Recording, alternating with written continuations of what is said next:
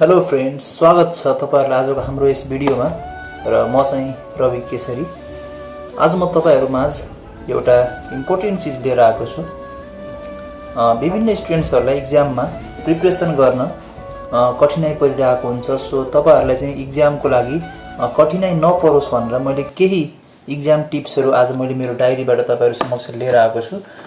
So अब चाहिँ मैले केही पोइन्ट्सहरु इनलिस्ट गरेको छु। त्यो पोइन्ट्सहरु तपाईहरुले अभियसली फलो गर्नुभयो भने एक्जाममा तपाईहरुलाई धेरै फाइदा हुनेछ।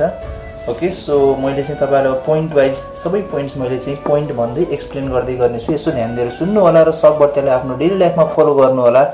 निश्चय नै तपाईहरुले सफलता प्राप्त गर्नुहुनेछ।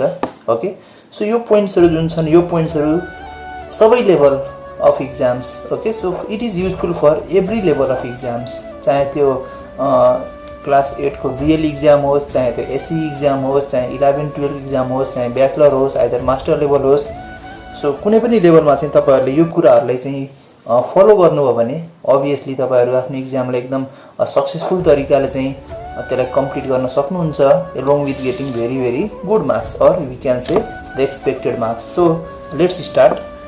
सो मैले चाहिँ पहिलो पोइन्ट के राखेको छु भन्दाखेरि स्टुडेन्ट्सहरु तपाईहरुले प्रिपेयर गर्दाखेरि एउटा तपाईहरुमा के हुन पर्छ भन्दा रुटिन स्टडी हुन पर्छ है।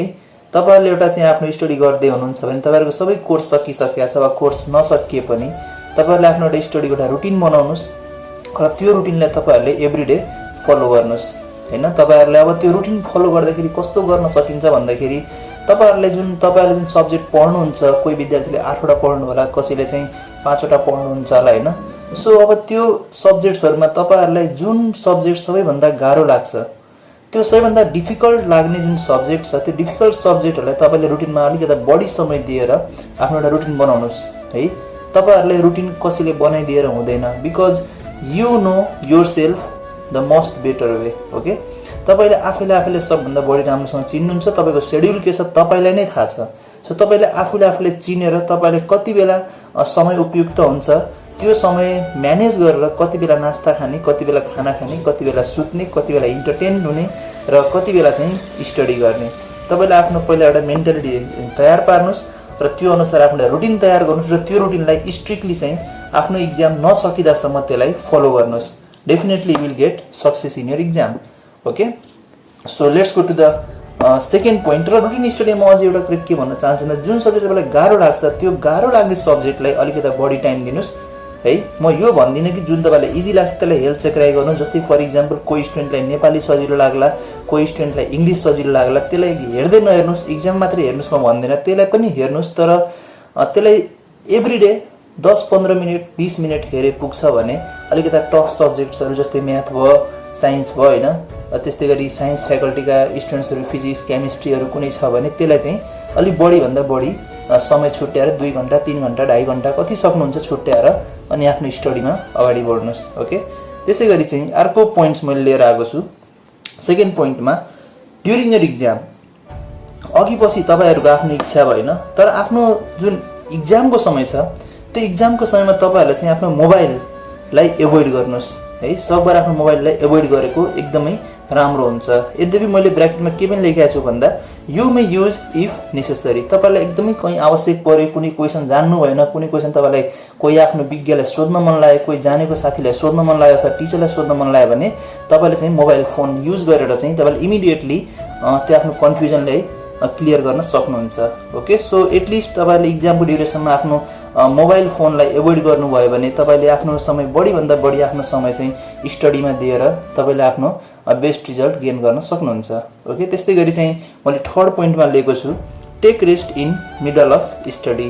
पढ्दाखेरि कन्टिन्यू नपढ्नुस्। कन्टिन्यू पढ्नुभयो भने तपाईहरुको माइन्ड ह्याङ हुन सक्छ। ओके, तपाईहरुले बोर फिल हुन सक्छ। सो तपाईहरु के गर्न सक्नुहुन्छ भन्दा बीचमा चाहिँ अलिअलि चाहिँ रेस्ट लिन सक्नुहुन्छ। ओके, जस्तै तपाई आधी घण्टा पढेर 5 मिनेट रेस्ट लिनुस्। ओके, यो चाहिँ तपाईहरुलाई बेस्ट हुन सक्छ। सो आधी घण्टा पढ्नुस्, 5 मिनेट रेस्ट गर्नुस्, अथवा ठिकै छ जति सक्यो 10 मिनेट रेस्ट। तपाईलाई कति बेरसम्म तपाईले चाहिँ रेस्ट गर्नलाई तपाईलाई कति टाइम चाहियो तपाई आफैले डिस्टिंग्विश गर्न सक्नुहुन्छ। ओके, जस्तै कि तपाई चाहिँ रेस्ट पिरियडमा तपाई यसो बाहिर बरन्दातिर निस्किन सक्नुहुन्छ, एकछिन बाटोतिर निस्किनुस्, अथवा कुनै एउटा मिठो गीत सुन्न सक्नुहुन्छ हैन, अलिकता चाहिँ तपाईँको इक्जाम आवर छैन भने अलिक बढी रेस्ट लिए पनि फरक पर्दैन। तर तपाईँको यदि इक्जाम आवर छ भने इक्जाम आवरमा तपाईँले चाहिँ जुन रेस्टिङ पिरियड छ त्यसलाई अलिकता मिनिमाइज गरेर राख्नुपर्छ। Don't take it more than 5-6 minutes. Okay, so exam आवरमा चाहिँ अलिकता कडा मेहनत गर्नै पर्छ। अलि इक्जाममा राम्रो मार्क्स गेन गर्न छ भने अभियसली तपाईँहरू चाहिँ एकदम इक्जाममा चाहिँ आफ्नो एक एक सेकेन्ड पनि लस गर्न चाहिँ हुँदैन। ओके, रेस्ट पनि एउटा चाहिँ रेस्ट गर्नु भनेको टाइमको लस गर्नु होइन, त्यसले आफ्नो माइन्डलाई चाहिँ रिफ्रेस गर्नु हो for the next topic, for the next chapter, for the next subject matter. Okay, so तपाईँ चाहिँ पढ्ने क्रममा बीचमा चाहिँ रेस्ट लिने एउटा बानी बसाल्नुहोस्। कन्टिन्यू पढ्नु भने तपाईँ चाहिँ बोर हुन सक्नुहुन्छ। ओके, त्यसै गरी चाहिँ मैले 4th पोइन्टमा के भनेको छु भन्दाखेरि तपाईँहरूलाई चाहिँ ड्युरिङ इक्जाम चलिरहेको छ भने, मानौ तपाईँहरूको इक्जाम 1 गतेदेखि 10 गतेसम्म इक्जाम छ भने तपाईँ त्यो 10 दिन चाहिँ नन भेज फुडहरू एभोइड गर्नुहोस्। सकभर माछा मासु चाहिँ नखाएको राम्रो। त्योभन्दा अगाडि पछाडि खानुहोस्, आफ्नो हेल्थ बनाउनुहोस्, राम्रो हुनुहोस् होइन। तर ड्युरिङ इक्जाम चाहिँ तपाईँहरूले त्यो नखाएको अलिकता फिजिकल्ली चाहिँ अलि मेन्टल्ली फिजिकल्ली त्यो अलि राम्रो हुन्छ। किन भन्दा माछा मासु पच्नको लागि अलिकता टाइम लिन्छ। त्यसले गर्दा बडी थोरै हाम्रो जुन बडी छ त्यो बडी थोरै आलस्य हुनसक्छ, थोरै अल्छीपना आउन सक्छ शरीरमा। माछा मासु खाइयो भने त्यसले पच्न बढी टाइम लिएको कारणले गर्दा सो त्यो ड्युरेसनमा तपाईँले अलिकता चाहिँ यसलाई एभोइड गर्नु हो भने तपाईँहरूलाई अलिकता इफेक्टिभ हुन्छ है। खाँदा पनि त्यति कोही स्टुडेन्ट पचाउन सक्ने हुन्छन्, त्यो स्टुडेन्टलाई खाँदा पनि फरक परेन। तर कोही स्टुडेन्ट चाहिँ पचाउन नसक्ने हुन सक्छन्, कसैलाई फुड पोइजनिङ होला, कसैलाई फेरि डायरिया लाग्न सक्ला। ड्युरिङ इक्जाम बिरामी पर्नु भनेको सबैभन्दा नराम्रो कुरा हो। ओके, आफ्नो इयर नै एउटा लस हुने चान्सेस हुन्छ। सो सकभर चाहिँ नन भेज फुडहरू चाहिँ एभोइड गरेको एकदमै राम्रो हुन्छ। डाइटमा एकदम ख्याल गर्नुपर्ने हुन्छ। ओके, एकदम डाइट म्यानेजमेन्टमा चाहिँ एकदम कन्सियस भएर सकभर बदाम खानुहोस्, दुध पिउनुहोस् होइन। त्यसै गरी सागपातहरू अलि बढी खानुहोस्। अनि अर्को कुरा चाहिँ यो जुन कोही स्टुडेन्ट्सहरूले चाहिँ चक्लेट खाएर आफूलाई चाहिँ अलिकता इनर्जेटिक बनाउनुहुन्छ, कसैले तितौराहरू खानुहुन्छ होइन, त्यो खटाई के खानुहुन्छ, त्यो सब चाहिँ सकभर नखानुहोस्। इक्जामको बेलामा चाहिँ त्यो सब खाएर चाहिँ तपाईँहरू चाहिँ आफूलाई फ्रेस बनाउने काम गर्नु होला। किन भन्दा त्यसले हाम्रो शरीरलाई एकदमै नराम्रो इफेक्ट पारिरहेको हुन्छ। ओके, त्यसै गरी म चाहिँ तपाईँहरूलाई मेरो 5th पोइन्ट भन्छु। 5th पोइन्टमा एउटा एकदम इम्पोर्टेन्ट पोइन्ट के छ भन्दा तपाईँले आफ्नो इक्जाम मेटेरियललाई राम्रोसँग म्यानेज गर्न पर्ने हुन्छ। ओके, इक्जाम मेटेरियल्समा धेरै कुराहरू पर्छन्। जस्तै अब इक्जाम मेटेरियल म्यानेजमेन्टको टपिकमा चाहिँ तपाईँहरूको जस्तै माने इक्जामको लागि सबभन्दा पहिला चाहिँ तपाईँहरूलाई चाहिने भनेको तपाईँहरूको प्रवेश पत्र, एडमिसन कार्ड होइन। सो एडमिट कार्डलाई तपाईँहरूले एकदम राम्रोसँग त्यसलाई अब म्यानेज गर्नुहोस्, नहराओस्, सकभर एकदमै जतन गर्नुहोस्, त्यसलाई लेमिनेसन गर्नुहोस् के गरेर हुन्छ। र इक्जाममा जाँदाखेरि एकचोटि आफ्नो मेटेरियल चेक गर्नुहोस्।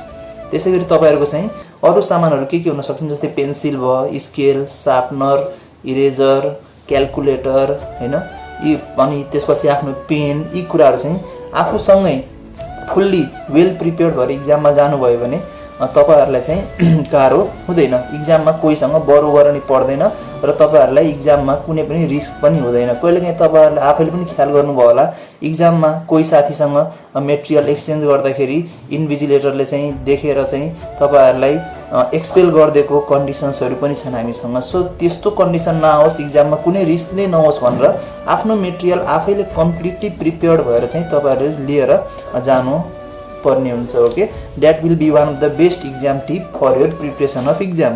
त्यसपछि अर्को एउटा पोइन्ट छ 6 नम्बरमा, reach exam hall at least half an आवरको। कमसेकम तपाईँ आफ्नो इक्जाम हलमा आधी घन्टा अगाडि पुग्नुहोस्। आधी घन्टा अगाडि, कम्तीमा आधी घन्टा अगाडि पुग्नुभयो भने तपाईँलाई एउटा मेन्टल्ली एउटा प्रिपरेसन हुन्छ। तपाईँको सिट कहाँ छ, तपाईँको रुम कहाँ छ, तपाईँको वरिपरि को पर्या छ, यी कुराहरू तपाईँ पहिले थाहा पाउनुभयो भने एक्कासी जाँदा के हो हुन्छ। तर पहिले एउटा थाहा पाउनु भने तपाईँको एउटा मेन्टालिटी त्यो अनुसार प्रिपेयर हुन्छ। तपाईँ त्यो सिचुएसनमा एडप्ट हुन तपाईँलाई सजिलो हुन्छ। सो सकभर इक्जाममा चाहिँ ढिलो नगरिकन सकभर आधी घन्टा अगाडि इक्जाम हलमा पुग्ने प्रयास गर्नु होला। ओके, त्यस्तै गरी मेरो 7th पोइन्ट रहेको छ, fill all the important informations on the cover page of answer seat.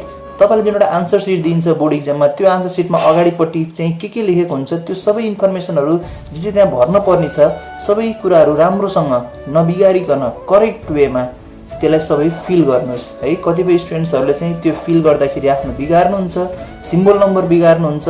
त्यो सिम्बल नम्बर बिग्रेपछि तपाईँ स्वतः इक्जाममा जति राम्रो लेख्यो भने तपाईँ फेल हुनुभयो, तपाईँको चाहिँ इक्जाम बिग्रिसक्यो भन्ने भयो होइन। सो अलिकति चाँडै पुगेर आफ्नो त्यो भर्नुपर्ने कुराहरू जुन छ त्यो भर्नुपर्ने कुराहरू चाहिँ राम्रोसँग भर्नुभयो भने तपाईको एक्जाम सेफ रहन्छ, तपाई सेफ जोनमा हुनुहुनेछ। ओके, सो त्यहाँ भर्नुपर्ने कुराहरू चाहिँ तपाईले राम्रोसँग आफ्नो डाटाहरू चाहिँ सकभर नबिगारिकन भर्ने प्रयास गर्नुहोला।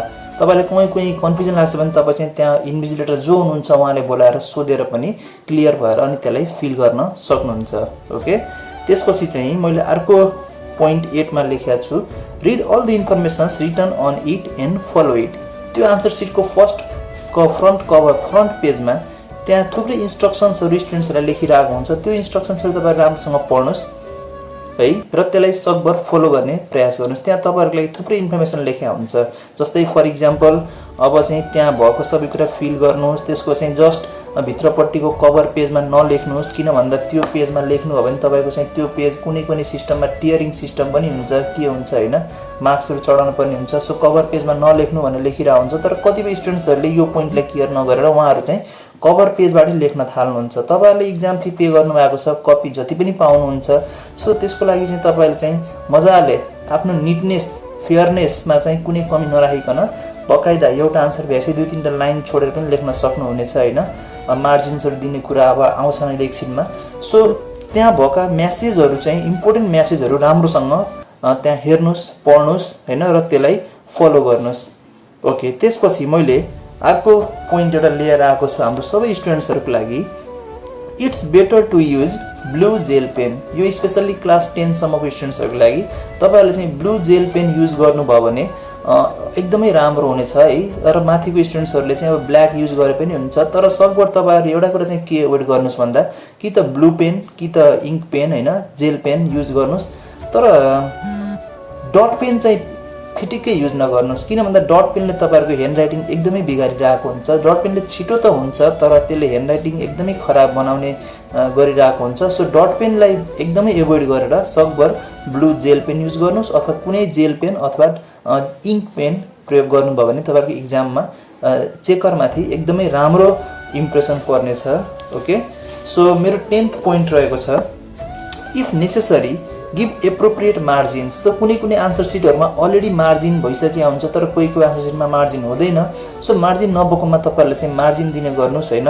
मैले एउटा यहाँ क्राइटेरिया दिएको छु, त्यो अनुसार तपाईले गर्दा अझै राम्रो हुन्छ। जस्तै तपाईको लेफ्ट साइडमा 1.5 इन्च 1.5 इन्च मार्जिन दिन सक्नुहुन्छ र राइट साइडमा चाहिँ 1 इन्च मार्जिन दिनुभयो भने राम्रो हुन्छ। किन भन्दा लेफ्ट साइडमा हामीले स्टिच लाउनु पर्ने हुन्छ, स्ट्याप्लर लाउँदाखेरि तपाईको चाहिँ कन्टेन्ट चाहिँ नढाकियोस् भनेर अलिकता 0.5 इन्च बढी मार्जिन दिँदा फरक पर्दैन। ओके, सो मार्जिनमा अलिकता ख्याल गर्नुस्, ध्यान दिनु होला। त्यस्तै गरी time management for each question. तपाईलाई थाहा छ लगभग हाम्रो एक्जामहरु प्राय 3 घण्टाको हुनेछ। सो त्यो 3 घण्टाको हाम्रो जुन एक्जाम छ त्यो 3 घण्टाको एक्जामलाई तपाईले चाहिँ 100 मार्क्समा डिभाइड गर्नुभयो भने लगभग तपाईको 1.8 मिनेट आउँछ फर 1 मार्क्स हैन। सो त्यो अनुसार चाहिँ तपाईले चाहिँ एउटा 2 मार्क्सको क्वेसन सल्भ गर्नको लागि तपाईसँग चाहिँ 3.6 मिनेट हुन्छ। त्यो अनुसार तपाईले चाहिँ लगभग 3.6 मिनेट भित्र एउटा 2 मार्क्स क्वेसन सल्भ गरिसक्नु पर्ने हुन्छ। ओके, त्यस्तै गरी एउटा 4 मार्क्स क्वेसन सल्भ गर्नलाई तपाईसँग 7.2 मिनेट टाइम हुन्छ। सो तपाईले 7.2 मिनेट टाइम भित्रमा तपाईले चाहिँ त्यो लङ क्वेसन 4 मार्क्स क्वेसनलाई सल्भ गरिसक्नु पर्ने हुन्छ। सो एकदम टाइम म्यानेजमेन्ट गर्नु होला।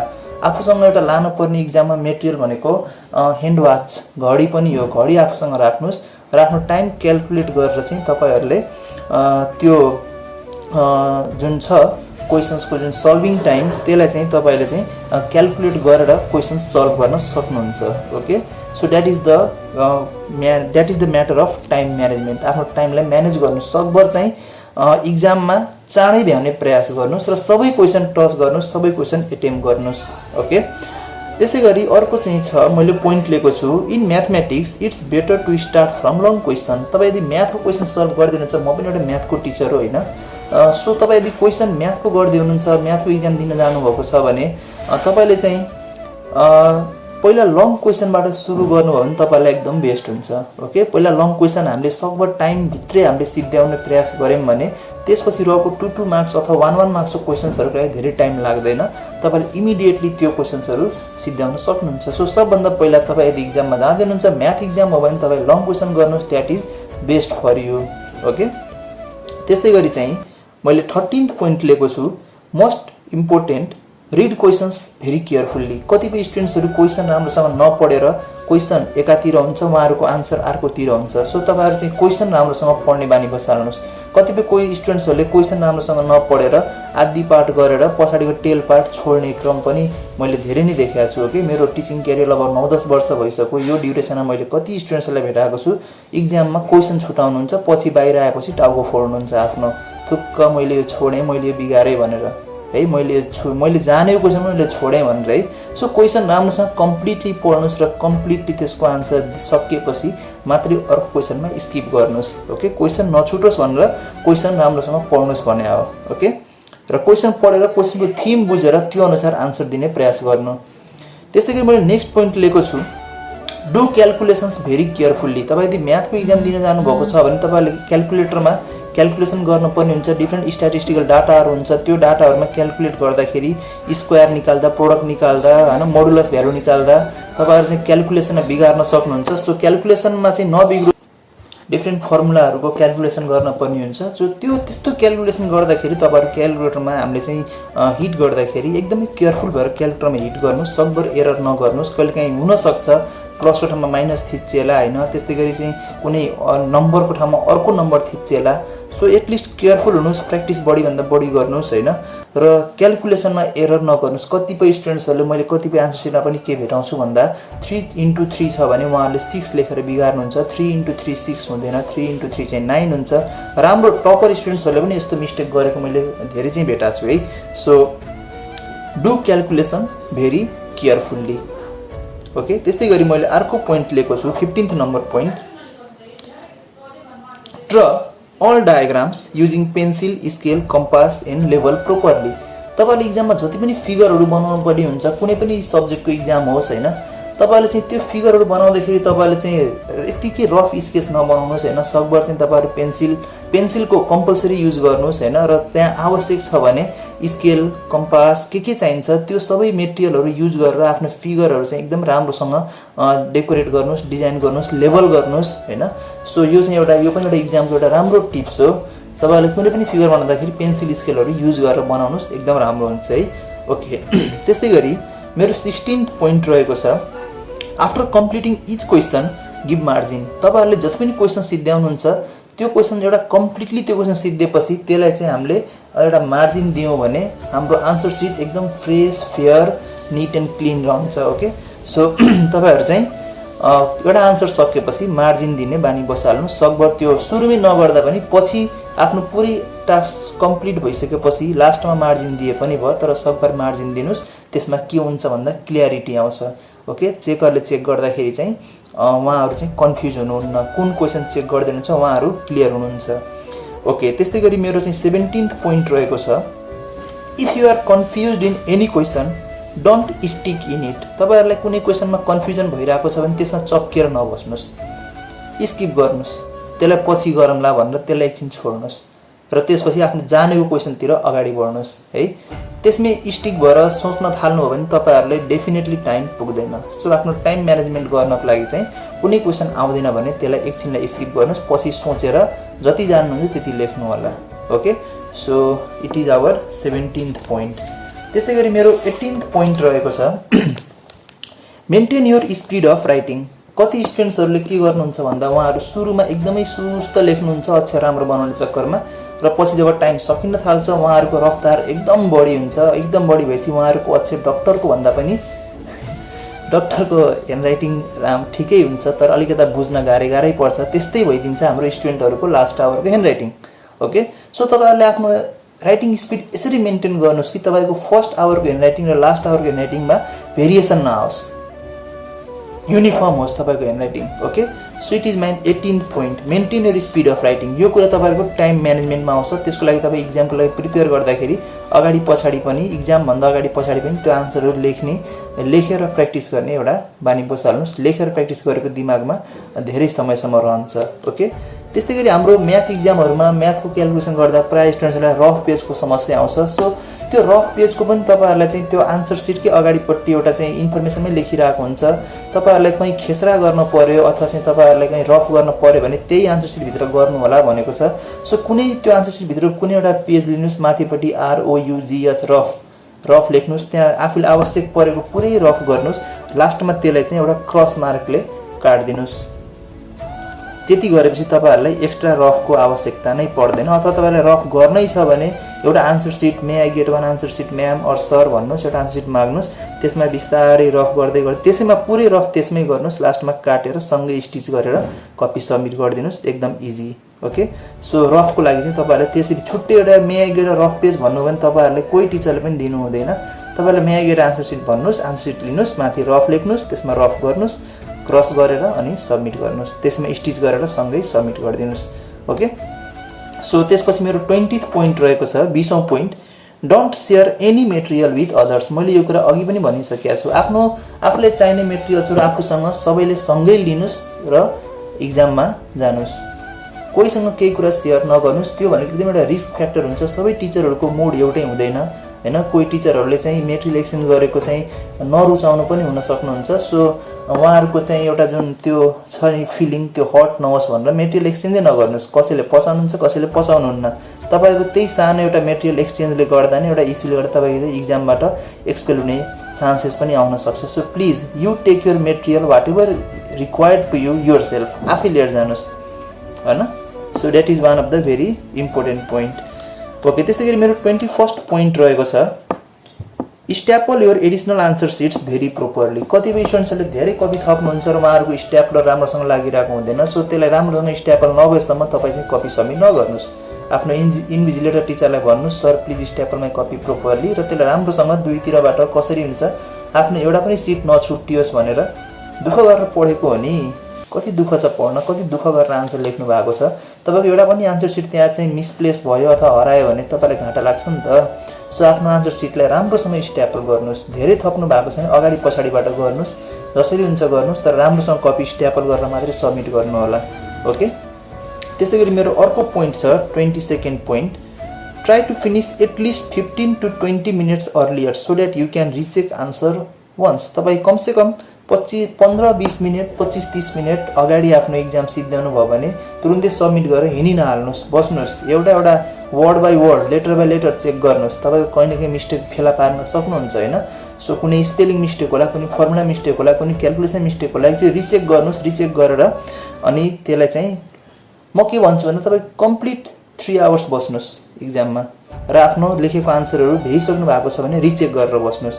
त्यसले गर्दा तपाईको चाहिँ आन्सरमा अझै पनि शुद्धताहरु आउँछ, अझै पनि क्लियरिटी आउँछ, त्यहाँ एररहरु हटाउने प्रयास गर्नुस्। ओके, ल त्यसपछि नेक्स्ट मेरो 23rd पोइन्ट छ, try to maintain sequence of questions है। क्वेशन्सको सिक्वेन्स मेन्टेन गर्नुस्। भन्नुको अर्थ चाहिँ जस्तै तपाई माने लङ क्वेशनबाट गर्दिनुहुन्छ भने क्वेशन नम्बर 11, 12, 13, 14, 15 त्यो सिक्वेन्स हो। त्यो सिक्वेन्सलाई मेन्टेन गर्नुस्, र्यान्डम नगर्नुस् सबभर। ओके, जस्तै कसैले 11 गर्नुभयो अनि एकैचोटी 19, फेरि 13 गर्नुभयो, फेरि एकैचोटी 14, फेरि एकैचोटी 20 गर्नुभयो, फेरि 17 गर्नुभयो, र्यान्डम भयो। त्यो र्यान्डम गर्न भन्दा बरु तपाई चाहिँ आफ्नो सोलुसनको सिक्वेन्सको जुन क्वेशनको जुन नम्बरिङ छ त्यो नम्बरिङलाई चाहिँ सिक्वेन्शियली त्यसलाई मेन्टेन गर्ने प्रयास गर्नुस्। That will be one of the best idea to give your answer in a very good way. Okay, so try to maintain the sequence of your questions. त्यसैगरी मेरो 24th पोइन्ट के छ भन्दा, stay calm and cool during your exam period. तपाई एकदम काम बस्नुस्, कुल बस्नुस्, नआत्तिनुस्। आत्तिनु भयो भने तपाईले जानेको पनि भुल्न सक्नुहुन्छ। ओके, सो जानेको पनि भुल्न सक्नुहुन्छ। सो त्यही भएर चाहिँ तपाई एकदमै कुल बस्नुस्, काम बस्नुस्, कोहीसँग चाहिँ डिस्टर्ब नहुनुस्। यदि कसैले तपाईले के भनेछ भने पनि त्यो कुरा माइन्डबाट हटाउनुस्, एकछिनलाई एक्जाममा फोकस गर्नुस्। Okay, so stay Kul and काम ड्युरिङ योर एक्जाम पिरियड। केही पनि अन्यथा केही पनि नसोच्नुस्, अन्यथा केही पनि नसोच्नुस्। फुल्ली आफ्नो क्वेशन पेपर र आन्सर सिटमा मात्रै फोकस गर्नुस्, अरु केही नगर्नुस्। कुनै क्वेशन जान्नु भएन भने पनि नआत्तिनुस्। स्टे कुल एन्ड काम। जानेको भ्याउनुस्, नजानेको पछि लास्टमा जति सकिन्छ लेख्ने, नजाने पनि त्यसलाई टेन्सन नलिनुस्। किन भन्दा तपाईले टेन्सन लिएर त्यो क्वेशनको सोलुसन आउने होइन।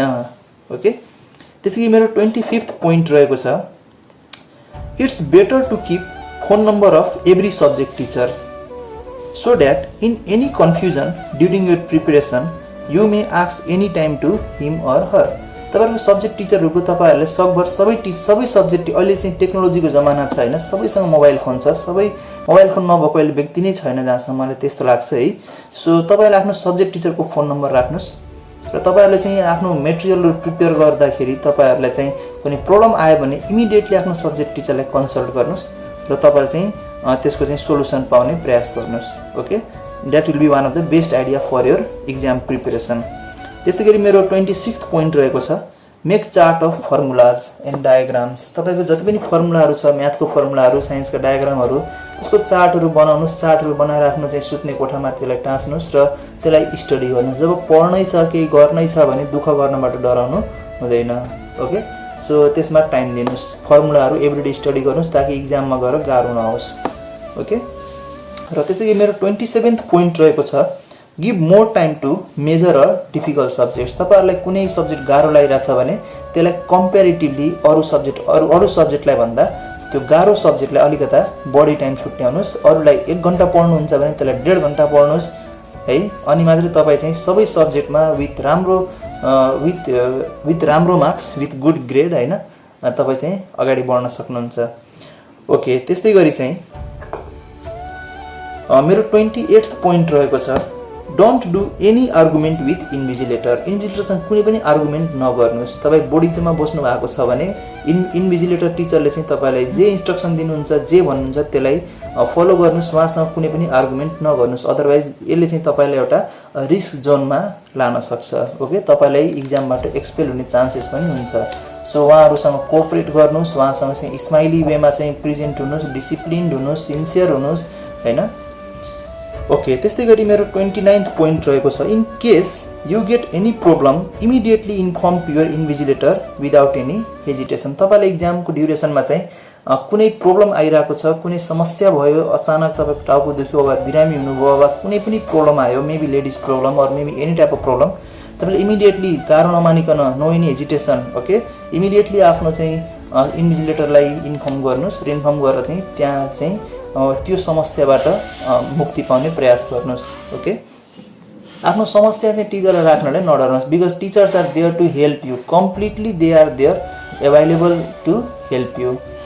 ओके, त्यस्तै गरी मेरो लास्ट 30th पोइन्ट रहेको छ write question number very properly. क्वेसनको जुन नम्बरहरू छ त्यसलाई एकदम प्रोपर लेख्नु। जस्तै फर इक्जाम्पल क्वेसन नम्बर 1 मा ABCD छ भने क्वेसन नम्बर 1A लेख्नुभयो अनि BCD लेखेर answer नटुङ्ग्याउनुस्। 1A 1B 1C 1D 2A 2B 2C 2D त्यसरी लेखेर चाहिँ अनि आफ्नो आन्सर चाहिँ प्रेजेन्ट गर्ने प्रयास गर्नु होला। ओके, ल साथीहरु, आजलाई एक्जाम टिप्स यति नै छन्। अरु पनि कुराहरु छन्, अरु पनि कुराहरु तपाईहरुले चाहिँ यो भिडियोको कमेन्टमा चाहिँ तपाईहरुले चाहिँ इनलिस्ट गर्न सक्नुहुन्छ। सर यसो पनि गर्दा अझै बेटर हुन्छ भनेर। So I am eagerly waiting for your suggestion as well in the comment box. Along with this, my dear friends and my dear students, have a good day, take care, tata.